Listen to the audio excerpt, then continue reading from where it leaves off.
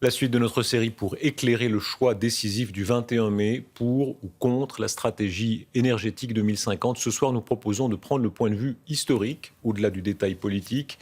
Notre consommation d'énergie a complètement changé depuis les années 60. On voyage dans le temps avec Agnès Fedak et Martina Chiba. Dans les années 60-70, on veut du confort et on n'est pas très informé sur les questions d'énergie. On se rue sur de nouveaux équipements qui consomment de l'électricité, même les plus superflus. Le coussin électrique est bien agréable. On se rue également sur de plus gros appareils qui consomment du pétrole. L'automobile, Un ustensile, si je peux dire, indispensable.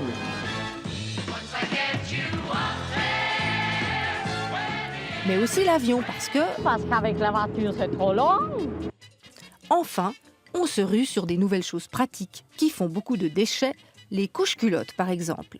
Des déchets que l'on balance en vrac dans un machin plein de microbes qu'on appelle un dévaloir. L'écologie à l'époque, c'est bon pour les hippies, même si des voix se font déjà entendre, notamment après les chocs pétroliers des années 70.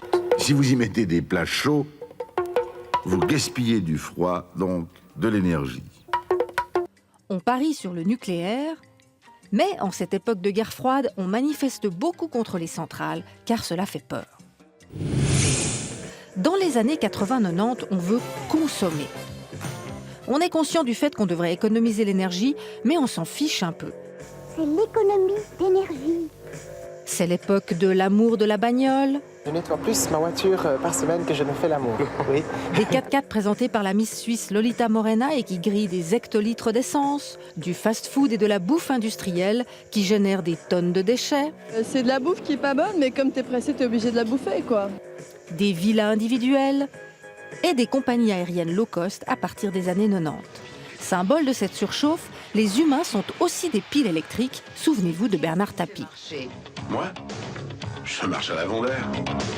La consommation énergétique augmente de manière spectaculaire. D'ici 20 ans, nous n'aurons plus ni gaz, ni pétrole. L'inquiétude aussi. La catastrophe de Tchernobyl provoque la panique. Les écolos ne sont plus des babas, mais des hommes politiques ambitieux. Nous serons présents dans 50 ans, à savoir Genève, Vaud, Neuchâtel, Bâle, Campagne et Zurich avec 70 candidats.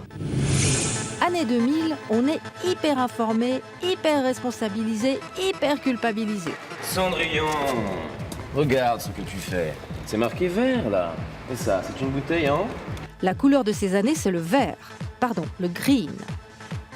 Plein de nouveaux mots deviennent courants, réchauffement climatique, émissions carbone, décroissance, covoiturage, locavore, vegan, taxe poubelle, COP21, potager urbain, etc. On fait des efforts, mais à la perspective d'un spa, d'un week-end à Barcelone ou d'une déconnexion d'Internet, ils fondent aussi vite que les glaciers. La consommation d'énergie se stabilise, mais ne diminue pas. Alors on choisit quelle stratégie pour 2050 ? Vous savez quoi ? On va faire comme avec les grands monuments.